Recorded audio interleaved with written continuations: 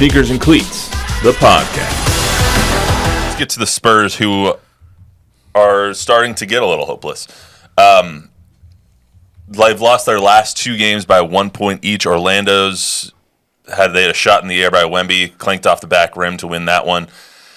De'Aaron Fox's shot against Charlotte on Friday night was a digit away from winning that game for him. That comes after they blew a really big lead against Atlanta and had to hold on to win that game. So what do you make of the first three games of the Fox era, which are they're 1-2 in with a point differential of 1 point? So I'm looking at this with rose-colored glasses because As you do. they're not gonna make any noise in the playoffs, even if they make the playoffs. It'd be great to see them get in the play-in, and yes, they should have won two of those three. They should have. I think they should have won all three. They should have gone 3-0 in those games. But what we're seeing from Fox is just absolute brilliance in the fact that it's exactly what the Spurs lacked.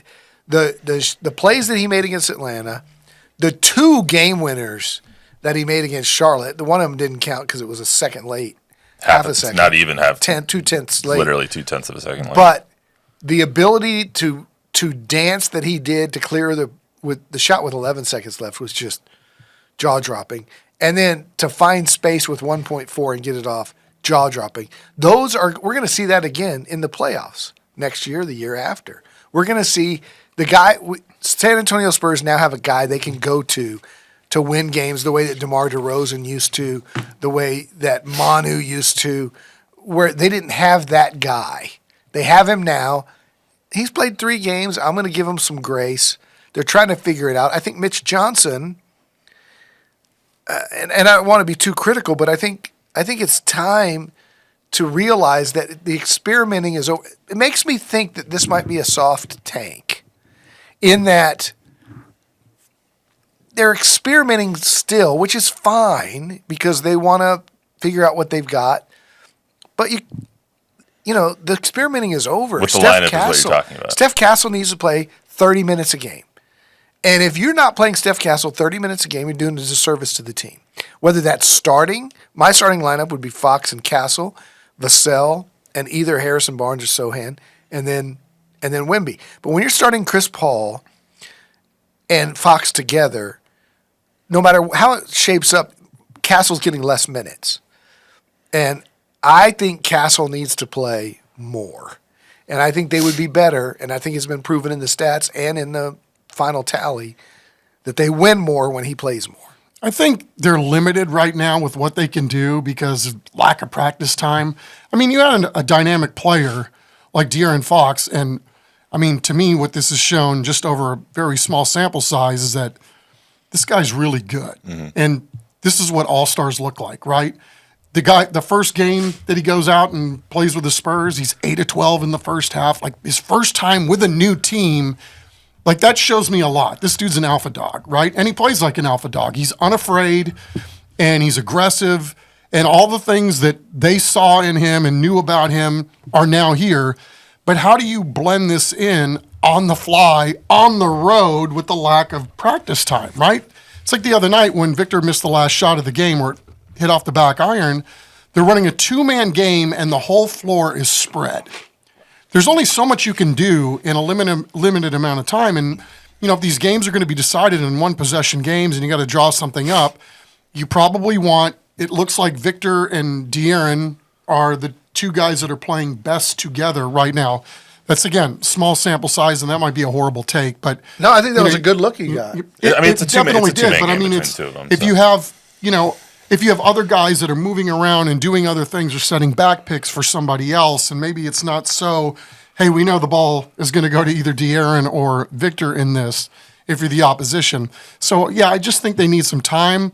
It stinks that they haven't managed to get one extra play in those 2 losses. It just stinks it's going to take some time. They're doing this against teams that they need to beat in order to make the playoffs. They shouldn't be close against Charlotte. Charlotte is one of the worst teams in the league, and you were down by 19 in the first quarter. They didn't come out to play. No, they didn't come out to play, but they tried to win at the end. And then when it comes to Orlando, that's another team that you have to beat. They're 7th in the East right now. Yes, they're a decent team that's been ravaged by injury, but that's a team and a game that you have to win if you want to make the playoffs. What's our conversation today if Fox's shot gets off in time and Wemby hits that shot, our conversation is, this is a team on the rise and they're so clutch and they're doing this and that. So I don't want to overreact because, yes, Orlando's not great.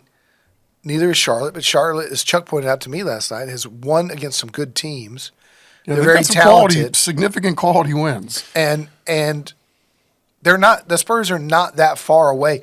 And again, I'm not gonna live and die with the one loss record this year, because if you take that big picture view, which I'm sure Brian Wright is probably like, Wemby wants to win every game, Ike, right? But if you're Brian Wright and you're going, I might have the number 1 and 3 picks overall. I might have the 2 and 7 picks in a very deep draft. But Don, we've talked about this before, that they have to win eventually. They have to start actually winning games and learning how to win these close games late. Yeah. That was what was good about that Atlanta game, is they learned how to win a close game late.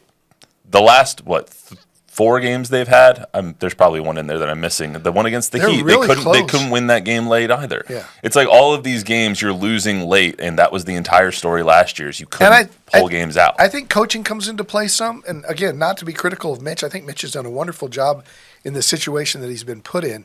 But there's times where you question who's on the floor. There's times where you question a head coach who's not getting into the face of a guy who probably is taking too many shots that shouldn't be. And at some point, there's going to have to be a tough conversation, be it with Devin Vassell, be it with Chris Paul, on this is the direction we're going to go, and we need you to fill this role, not this one that you're doing right now. One thing the last few games have showed me, too, is they missed when it came to getting size. They've been incredibly bullied under the basket. For sure. True that. Insanely. In Orlando, they lost the board battle 45-34, 13-4 in terms of offensive rebounds. They don't have anybody on the roster taller than 6'11" other than Wemby. They get crushed on the boards. I mean, in Charlotte, they lost 53-38 on the rebounding battle. You're just not going to win games when you're allowing 20-plus second chance points. But Bismack Biyombo to the rescue. Oh, God. Hey, one thing, know, talking about the coaching. You saw what what's his name, Wagner was doing to the Spurs? Love him. Franz Wagner. But I mean, it took them so long to adjust to that. It was like, come on. They finally did make the adjustment, but it was like, got to get the ball out of his hands. That's got to be a coaching thing, right? That they couldn't adapt to, or they couldn't change their defense enough to figure out how to stop that guy? Sean was saying it on the broadcast, a quarter before they made any sort of doubling effort. He was killing them. Oh my God, he was killing them. Yeah, I mean, if they lose in Washington tonight, then we have to have a real conversation about if this team's trying to win, because Washington has no business winning any games against anybody. That would be true. They're 11-point favorites tonight in Washington. Well, they're on the road Again, which they're 8-15 on the road this season. Wemby's been sick. He's not playing great. I mean, you look at this box score and you go, God, he's great. No, not if you look at the Friday night box score, and he was 1 of 9 from 3 and 7 of 20 from the field. But if you're watching the games, he's tired, and I wish the All-Star break he would just go to Cabo for the weekend. But he's going to be so busy with all the stuff in San Francisco that he's not going to get a real break either. Quickly on the way out, Anthony Davis gets hurt in his first game as a Mav. Shocker. Did anyone else laugh? Like, I feel bad for him because he hurt his abductor, I think, his groin essentially. He's going to be out for multiple weeks, but Nico Harrison just has to be screaming at a mirror in his suite, like, what the hell?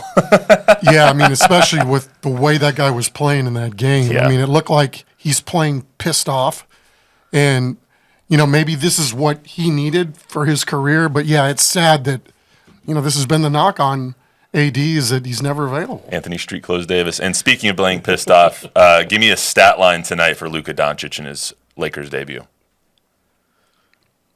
22 points, 14 rebounds, 12 assists. Pretty good. Yeah, I don't know. I mean, you're looking at the standings. I was a little surprised that the Lakers are in as good a spot as they are in the West. And then to make a trade like this, it'll be curious to see what they do. Is he going to play? Yeah, he's playing tonight. This is his first game. 9:30 tip. Okay. I think that he goes for 40 and that LeBron just feeds him all game long.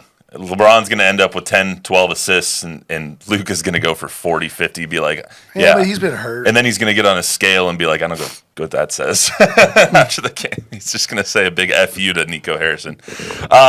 That's all we got for today on the Sneakers and Cleats podcast. Congratulations once again to the Eagles and to my wife. I will never have to bring the Super Bowl up again. I'm sorry.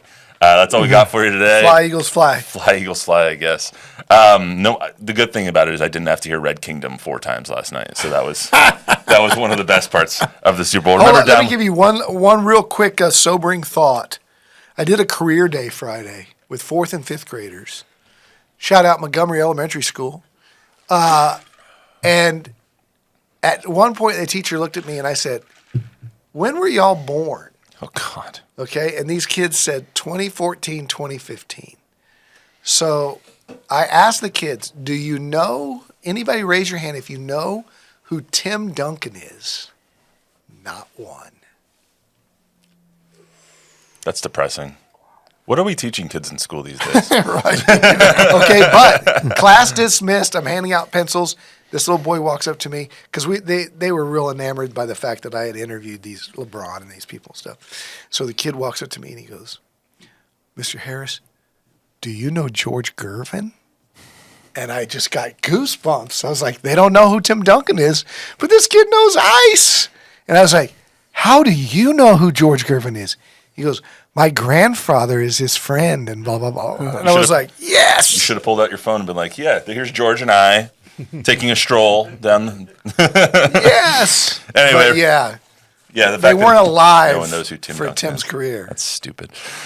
Now you're making me feel old. I'm the youngest one in this room by like 3 decades. That's all we got for you today on the Sneakers and Cleats podcast. Remember to download, rate, review, subscribe, give us a 5-star rating, tell a friend, tell an enemy. We'll be back on Thursday. See you then.